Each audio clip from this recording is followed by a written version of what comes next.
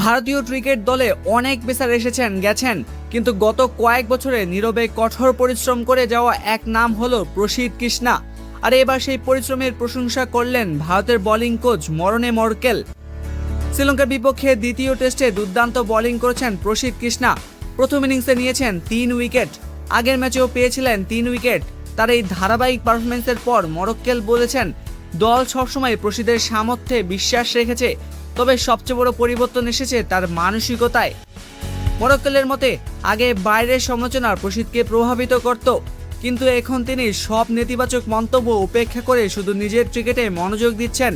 প্রতিপক্ষ নিয়ে গবেষণা করা, ম্যাচের আগে পরিকল্পনা তৈরি করা এবং নিজের দক্ষতা উন্নত করার জন্য অক্লান্ত পরিশ্রম করেন এই পেসার।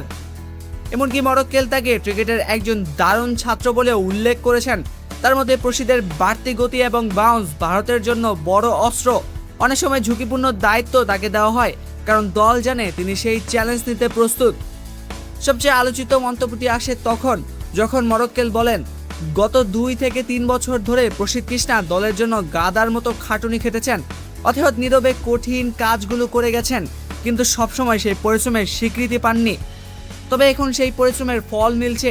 প্রসিদ্ধ আরও ধারাবাহিক হয়েছেন, ফুলার লেন্থে বোলিং করছেন এবং ধীরে ধীরে বিশ্বমানের বোলারে পরিণত হচ্ছেন। আপনার কি মনে হয় প্রসিদ্ধ কৃষ্ণা কি ভারতের ভবিষ্যৎ পেস আক্রমণের অন্যতম প্রধান অস্ত্র হতে পারবেন? কমেন্টে আপনার মতামত জানান।